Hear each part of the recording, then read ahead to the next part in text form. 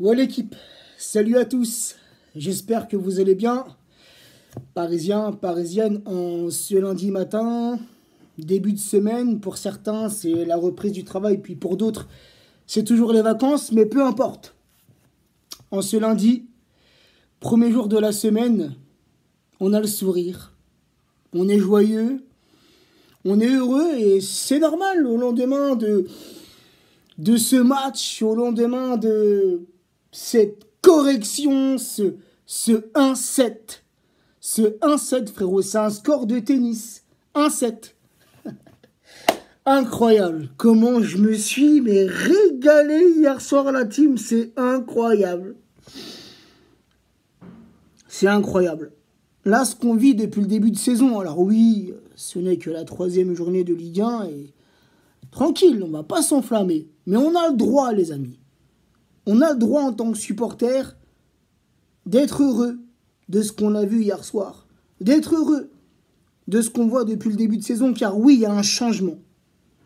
Avec l'arrivée de Galtier, il y a un changement.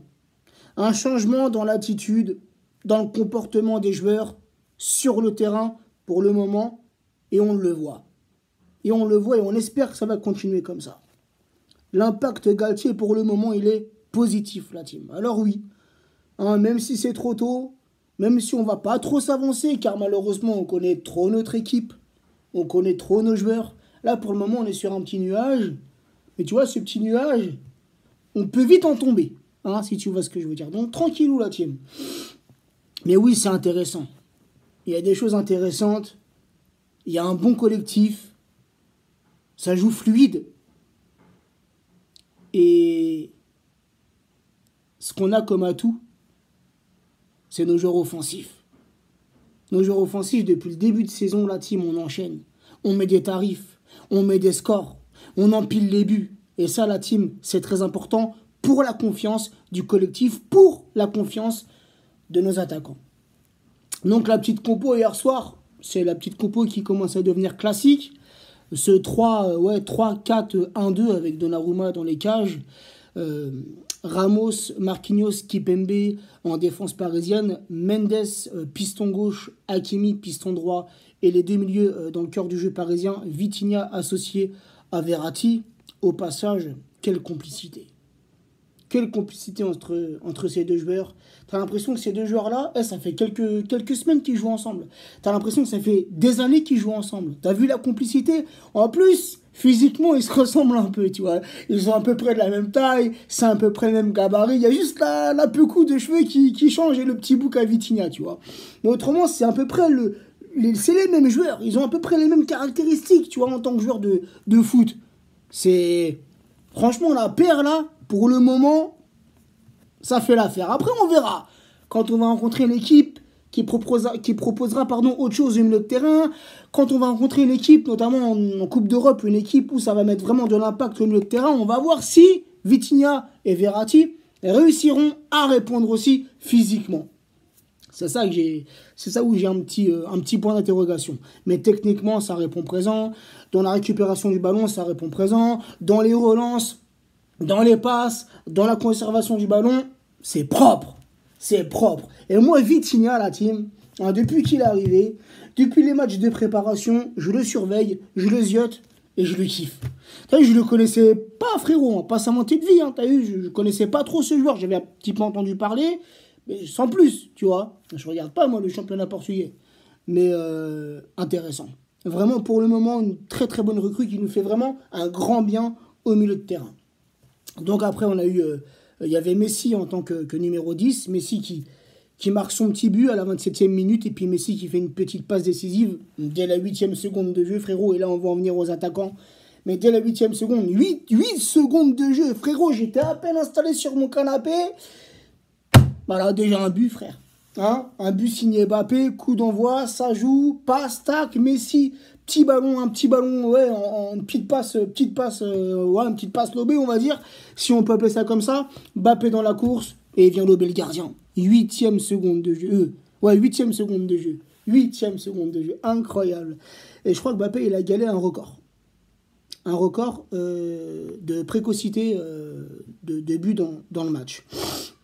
Donc, comme je viens de le dire, on va parler des attaquants, Neymar et Mbappé, qui ont fait hier soir tout simplement un match gigantesque. Magnifique. Magnifique. Mbappé, c'est 3 buts, les amis. Donc, comme je l'ai dit, à la 8e seconde, à la 66e minute, puis juste à la fin, avant le coup de sifflet final, à la 87e minute pour le 7 buts. Et Neymar, la team hier soir. Neymar qui est en grande forme depuis le début de saison. Moi qui l'ai tant critiqué, et je pense parfois à juste titre, peut-être que parfois j'ai été un petit peu trop loin dans mes critiques et peut-être pas assez objectif, mais Neymar bluffant depuis le début de saison. Physiquement, il est bien, il est affûté. Je pense qu'il a eu une très bonne préparation physique. C'est un joueur qui se donne à fond. Alors on ne peut pas s'empêcher qu'il y a la Coupe du Monde qui arrive. Donc en même temps, il a envie d'être en forme pour faire une bonne Coupe du Monde avec son pays. Ce qui peut être compréhensible. Mais son implication sur le terrain, ses replis défensifs, quoi qu'hier, les 3 joueurs offensifs ont fait le repli défensif. Ce qui est assez rare. C'est vrai que sur les 3, c'est beaucoup plus Neymar qui revient souvent défendre. Et hier, même Neymar a taclé un joueur lillois, ce qui est assez rare. Donc non, cette mentalité que Neymar a en ce moment, cette motivation, cet altruisme aussi pour ses coéquipiers. Hier soir, Neymar, ses 3 passes décisives et 2 buts à la 43e et à la 52e minute. Mais quel match dans son ensemble, dans sa globalité. Neymar, quand c'est un Neymar comme ça, frérot, quand il est au haut niveau comme ça, il est injouable. Il est injouable. Et c'est un Neymar comme ça qu'il nous faut et tout au long de la saison. Hein. Et pour en revenir sur nos 2 joueurs offensifs d'hier soir, rappelez-vous, la semaine dernière, une petite histoire, hein, ça a fait beaucoup de bruit, ça a alimenté les réseaux sociaux, ça a alimenté les médias français. Hein, cette histoire entre Mbappé et Neymar par rapport au match contre Montpellier, le comportement de Mbappé envers Neymar. Ça s'est apparemment réglé cette semaine en interne, donc avec Galtier et les 2 joueurs, et sûrement Campos aussi, et peut-être même le président, j'en sais trop rien. Mais en tout cas, les choses ont été réglées en interne. Et j'ai aimé ce que j'ai vu hier soir, cette complicité entre ces 2 joueurs. Ça parle le même football, hein, ils se comprennent sur le terrain. Ça parle le même football, une très bonne complicité, une très bonne relation hier soir entre les 2 joueurs. Après, j'ai envie de te dire, peu importe ce qui peut se passer en dehors des terrains, mais moi, frérot, tant que Mbappé et Neymar s'entendent parfaitement sur le terrain pour nous emmener le plus loin possible cette saison, ça me convient. Honnêtement, ça me convient. Après, en dehors des terrains, frérot, ils se parlent pas. J'ai envie de te dire, c'est pas mon problème. Hein, moi, ce qui m'importe, frérot, c'est ce qui se passe sur le rectangle. Que tous nos joueurs s'entendent bien. C'est ce qui se passe pour le moment. Hein, on l'a vu sur le premier but de Mbappé, là. T'as vu la célébration? Tous les joueurs sont venus. Ils ont tous sauté ensemble. C'était la folie, frérot. C'est ça qu'on veut voir. C'est cette mentalité-là qu'on veut voir. On défend ensemble, comme ils l'ont fait hier.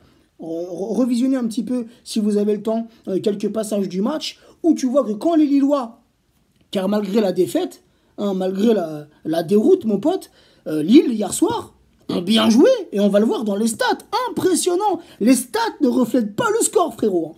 Donc tu remarques que quand les Lillois avaient la possession à certains moments du match, venaient nous mettre le danger dans le camp parisien, tu avais les 11, je compte le gardien aussi, tu avais les 11 joueurs parisiens qui revenaient défendre. Et sur les 11, les 3 joueurs offensifs.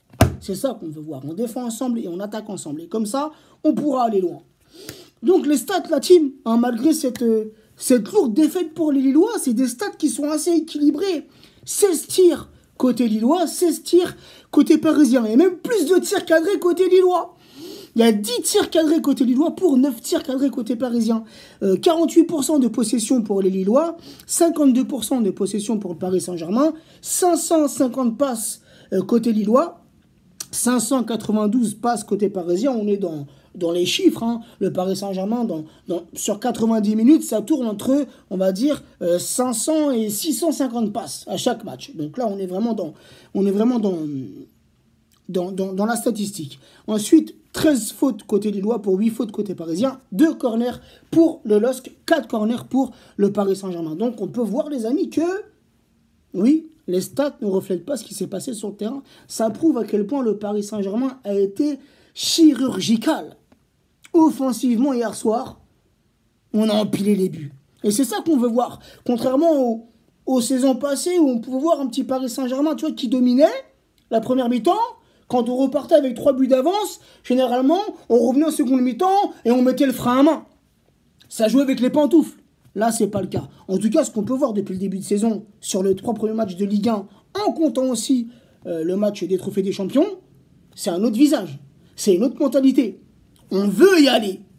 Tant qu'on peut marquer, on va marquer. On va mettre le danger dans la défense adverse. Ça, les gars, c'est une bonne mentalité. Et j'ai oublié, hein, j'ai cité les buteurs, Hakimi aussi hier, qui met son petit but à la 39e minute. Donc oui, la team. Encore une fois, pour parler un peu plus sérieusement, il y a du changement. On le voit sur le terrain. On voit à quel point Galtier prend ses responsabilités. Je pense comme beaucoup de monde, j'étais pas trop chaud au départ quand j'ai entendu le nom Galtier par rapport au nom de Zidane qui circulait, tu vois, tu te dis, ouais, c'est un monde d'écart. Mais pour le moment, Galtier, il tient les rênes. Pour le moment, Galtier se fait écouter. En tout cas, c'est ce que moi je ressens en tant que supporter à travers les matchs. J'espère que ça va continuer, la team.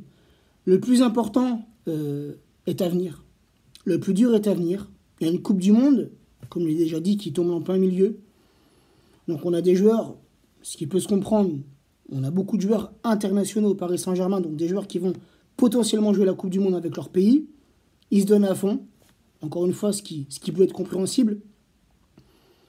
Mais là où on aura besoin d'un Paris Saint-Germain tranchant, ou là où on aura besoin d'un Paris Saint-Germain fort mentalement, un Paris Saint-Germain fort collectivement, c'est sur la deuxième partie de saison.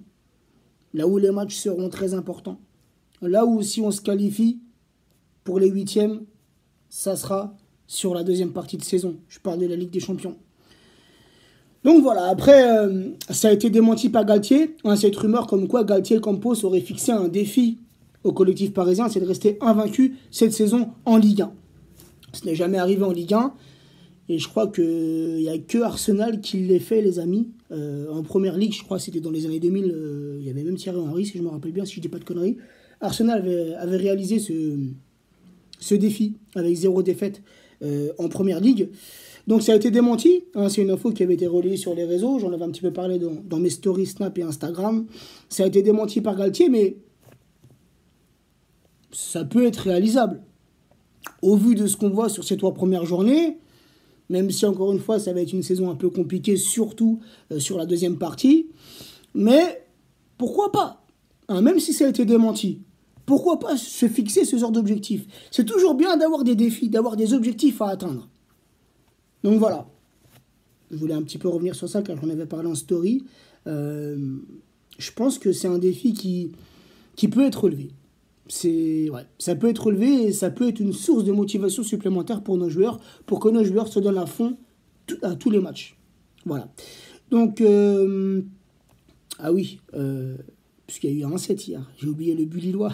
C'est Bamba qui réduit le score à la 54e minute. Donc voilà la team, je pense que j'ai tout dit, j'ai fait le tour.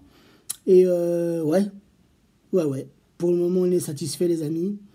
C'est bon ce qu'on voit, c'est bon, c'est beau. Ça fait plaisir. Et on espère juste que ça va continuer. Sur ce, la team, je reprends. Sur ce, la team, bonne semaine à tous. Prenez soin de vous et à très vite. Ciao.